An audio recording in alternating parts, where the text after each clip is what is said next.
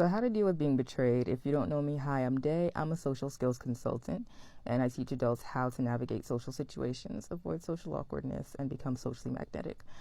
So first of all, I'm sorry that this happened to you. Betrayal is one of those things that, like, it cuts deep, and it's not even just about the other person. It's like, damn, how did I not see this coming? So the first step to dealing with having been betrayed is to stop blaming yourself, stop ruminating. As hard as it is, try not to do that thing where you're like, oh my God, why did I not catch that? I should have caught that. I'm so stupid. What I want you to repeat in your head every time that your brain goes to that spiral is they did it because they wanted to. Because that's the most unsatisfying answer, but that is the truest answer. They did it because they decided to. And sadly, ruminating about it is only going to hurt you and not help the situation. Number 2, this is going to sound kind of contradictory, but reflect on it only to extract the lesson from it and to see if maybe that there were subtle signs that you missed. Sometimes we have gut feelings about people, and for whatever reason, we don't listen to those gut feelings right away. You mentioned that you had recently rewatched my video on how no one ever does anything just once, especially when they're moving funny. Now, I still don't want you to ruminate, but make mental notes. Like, oh, you know what? They were a little bit snarky with me that one time. Oh, they did seem to like to tell people's business, or whatever the case may be. And this is only so that you kind of have a mental catalog going forward of what signs to look out for in new people. It doesn't mean that you're going to be paranoid and hypervigilant, but we go through things partially so that we can learn from them.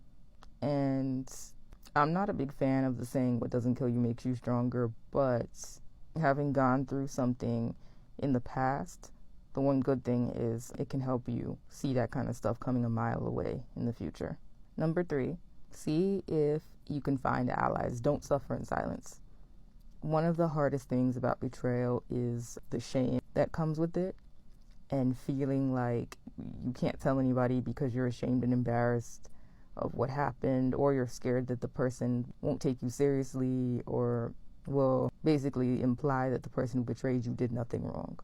So all those are real risks, and this is why you want to be selective who you tell, but you don't want to be so selective that you suffer in silence, because silence is what allows this kind of thing to continue. So since this is a work situation, I'd be even more careful with how you go about it, but just look around you and see if you can notice, like, okay, who's cool with her, who's not cool with her. You know, does anybody at the organization not like her? Now, this is not about spreading gossip, but if you have people at the job who you, let's say, know are closer to you than to her, or who have issues with her themselves, then you'll have at least one ally. And having an ally, not only is it emotional support for you, but it can protect you in the future if she tries to betray you again, especially in a way that could damage your relationship or even threaten your job.